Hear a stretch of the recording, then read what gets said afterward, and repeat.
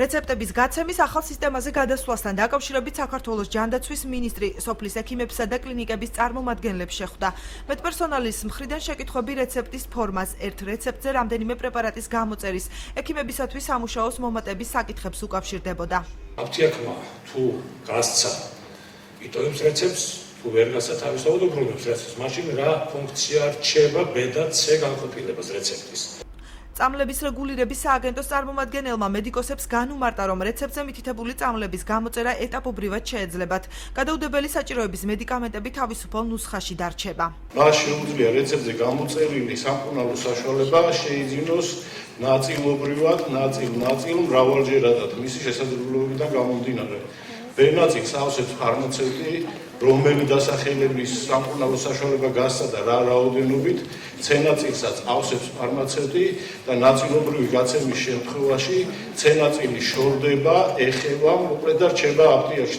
საქართველოს ჯანდაცვის მინისტრის განმარტებით პანიკის საფრთხე არ არსებობს. მინისტრმა რეცეპტების შემოღების აუცილებლობა სააფთიაქო ნარკომანიასთან ბრძოლის საჭიროებით ახსნა.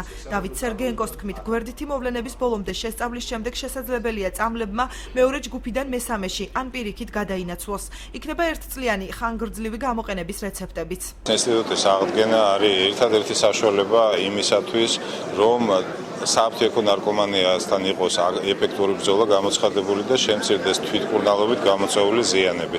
რაც შეეხება ბარიერებს მოსახლეობისთვის ვარწმუნებ ყველას და პასუხს ვაგებ ჩემს სიტყვებზე, რომ დამატებითი ბარიერი ამითი არ შეექმნებათ. უფრო მეტის მეორე და მესამე ჯგუფის მედიკამენტები პერმანენტულ მიგრაციაში არიან, აღმოჩნდება ახალი გარემოებები, მაგალითად მესამე ჯგუფის მედიკამენტს აღმოჩნდება გვერდითი მოვლენა გადავა მეორეში და პირიქით. რეცეპტების შემოღებასთან დაკავშირებით შექმნილი პანიკა უსაფუძვლოა. რეცეპტები არც მედიკამენტების გაძვირებას, არც დეფიციტსა და არც მომსახურებაზე ფასის ზრდას არ გამოიწვევს, აცხადებს პარლამენტის ჯანდაცვის კომიტეტის თავმჯდომარე. დიმიტრი ხუნდაძის თქმით, ოჯახის ექიმთან კონსულტაციები იქნება უფასო. რეცეპტების შემოღება კი სწორედ საყოველთაო ჯანდაცვის მესამე ეტაპის ამოქმედებასთან ერთად მოხდება, რაც თანაბარი გარემოს არსებობას შეუწყობს ხელს. შევიდა ცვლილება, რომ პირველი და მეორე ჯგუფის პრეპარატები არასრულ წონებზე არ გაიცემა. არ არსებობს არანაირი საიშრობა იმისა, რომ გაიზარდოს წამლების ფასი, რაიმე ბარიერი კონდეს მოქალაქეს საჭიროების შემთხვევაში შეიძინოს საჭირო პრეპარატი, მე ვიმეორებ ისევ, ამისათვის საჭიროა გამოვნახოთ, რომ მივიღოთ კვალიფიციური კონსულტაცია და შევიძინოთ პრეპარატი საჭიროების მიხედვით. შეხვედრაზე ოჯახის ექიმებსა და ექიმ სპეციალისტებს განემარტათ, რომ მათი უშუალო ვალდებულება მოსახლეობისთვის რეცეპტის გამოწერა და მოსახლეობის დახმარებაა.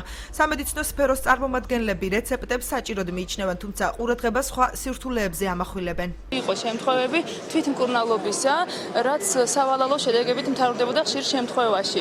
ამიტომ მე ვფიქრობ, უპრიანი იქნება თუ კვალიფიციურ კონსულტაციას გაივლის პაციენტი ექიმთან და შესაბამისი რეცეპტით მიმართავს აფთიაქს და მიიღებს სწორედ იმ პრეპარატს, რაც მისთვის საჭირო იქნება. დროს მოითხოვს ექიმის მხრიდან დოკუმენტაციის შევსება და კიდევ ერთ რეცეპტზე გამოსაწერი ერთი მედიკამენტი ცალსახად კარგია, თუმცა როგორც წესი ჩვენ პაციენტები მოგმართავენ უკვე კომბინირებული პრობლემებით, როცა ერთზე მეტი პათოლოგიაა წარმოდგენილი და ჩვენ იძულებული ვხდებით, რომ სამწუხაროდ რეცეპტზე გამოვწეროთ 4-ზე, 3-ზე და 4-ზე მეტი დასახელების მედიკამენტი. საქართველოს ჯანდაცვის მინისტრი გუშინ შალვა ნათელაშვილის მიერ საკონსტიტუციო სასამართლოში სარჩელის შეტანის ფაქტსაც გამოეხმაურა და განაცხადა, რომ საკუთარი პოზიციის გამოხატვის უფლება ნებისმიერ მოქალაქეს აქვს.